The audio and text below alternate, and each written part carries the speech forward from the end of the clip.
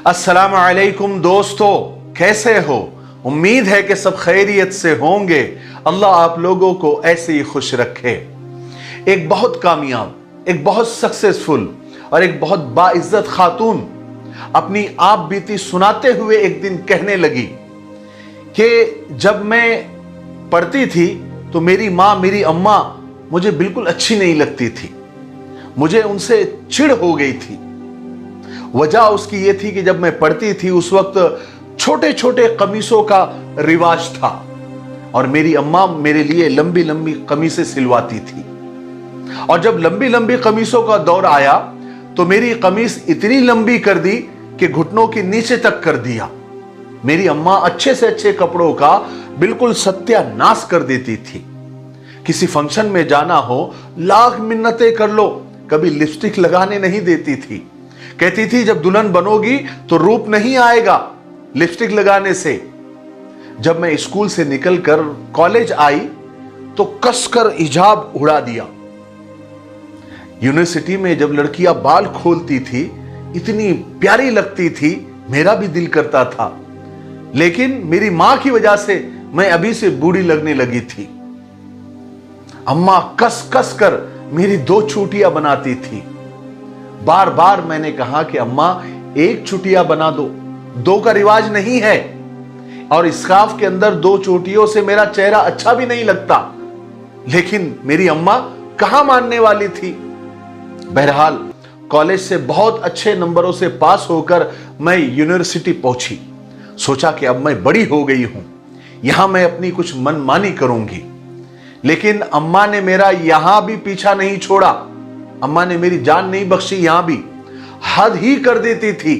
रात को सर में पूरे तेल की बोतल उंडेल देती थी और कहती थी कि पढ़ाई की मेहनत की वजह से कहीं तेरे बाल झड़ ना जाए।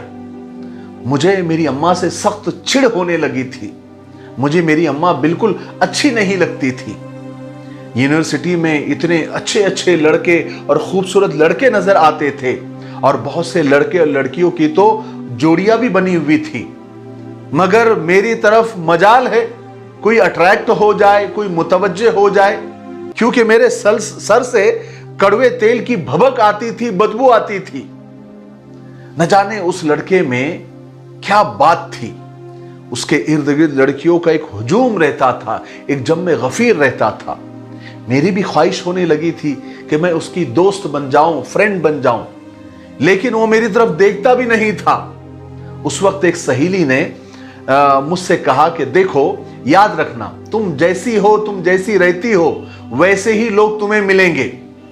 खैर, मैंने इस हकीकत को तस्लीम कर लिया और पूरी तरह पढ़ाई में मुतवज्जे हो गई। मैंने अपने पढ़ाई में कंसंट्रेट कर लिया क्योंकि बाहर तो दूसरा मुझे कोई काम था ही नहीं। बहरहाल वक्त गुजरता गया और मेरी पढ़ाई मुकम्मल हुई और एक दिन मेरा फाइनल रिजल्ट आया। पूरे यूनिवर्सिटी में मेरे अलावा एक ही लड़के ने टॉप किया था और उस लड़के को इससे पहले मैंने कभी नहीं देखा था। फिर मेरी सहेली का कहना सच साबित हुआ कि मुझको मेरे जैसे ही मिलेंगे, यानी मैं टॉपर थी तो मुझे टॉपर ही मिलना था। फिर मेरी शादी भी मेरे जैसे उसी टॉप करने वाले लड़की से हो गई जिसको यूनिवर्सिटी में कोई नहीं जानता था। अब माशाल्लाह हम दोनों की एक प्यारी बेटी है। मेरी ख्वाहिशात जो मेरी अम्मा की वजह से मेरे दिल में रह गई थी, मैं उनको अपनी बेटी को सजा सवार कर पूरा कर रही थी। जब लोग मेरी लड़की की तारीफ करते और सताइशी नजरों से देखते, उसकी तारीफ करते तो मैं बाग बाग हो जाती। लेकिन जब वो बड़ी और जवान हो रही थी तो उसकी चाल ढाल में मुझे अदाएं नजर आने लगी। वो जहां से गुजरती लोग उसे मुड़ मुड़ कर देखते। पर अब मुझे ये सब अच्छा नहीं लग रहा था, बल्कि सच पूछे तो मुझे बुरा लग रहा था। मैं नहीं चाहती थी कि उसे कोई ऐसी निगाहों से देखे। हाय हाय, आज मुझे शिद्दत से मेरी अम्मा याद आ रही थी और मुझे अम्मा की वो पाबंदियां याद आ रही थी जिनकी वजह से वो मुझे बुरी लगा करती थी। आज मुझे उनकी अपने ऊपर लगाई हुई पाबंदियों पर फख्र महसूस हो रहा था। अब मुझे मेरी अम्मा बहुत अच्छी लग रही थी। मैंने अपनी बेटी को अपने पास बुलाया और अपनी जिंदगी के यही राज समझाने के लिए कि बाज मामलात में माओं की तरफ से जो पाबंदियां होती है वो बच्चियों की वकार और इज्जत में इजाफा करती है और उन्हें दुनिया व आखिरत में सुरखरू करती है, कामयाब करती है। वो खातून आगे कहने लगी कि आजकल की नौजवान नस्ल ने पर्दे को क्या से क्या बना लिया है, मेरी समझ में नहीं आता कि ये पर्दे की कौन सी शक्ल है।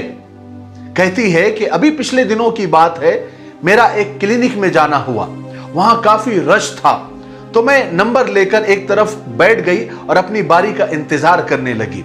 इतने में 2-3 नौजवान लड़कियां क्लिनिक में दाखिल हुई, खूबसूरत मैक्सी नुमा अबाया पहने हुए और बिल्कुल चुस्त आस्तीने, गले और आस्तीनों पर बहुत खूबसूरत काम बना हुआ, सर पर बड़ी खूबसूरती और नफासत से छोटा सा स्कार्फ लिपटा हुआ, सर पर बाएं तरफ स्कार्फ के ऊपर एक नगीनों से मुज़य्यन पिन लगी हुई। स्कार्फ इतना छोटा कि बमुश्किल चेहरे से थोड़ा सा नीचे गले तक आ रहा था, इतना भी नहीं था कि सीने को ढांप ले। अबाया ऐसे कि जिस्म के नशेब व फराज, उतारो चढ़ाव बिल्कुल साफ नजर आ रहे थे। स्कार्फ सिर्फ खूबसूरती के लिए पहना हुआ था, साफ नजर आ रहा था, जिसमें चेहरा भी खुला हुआ था। आंखें गोया नैन कटारे, सुरमा, काजल, लाइनर, होठों पर लिपस्टिक।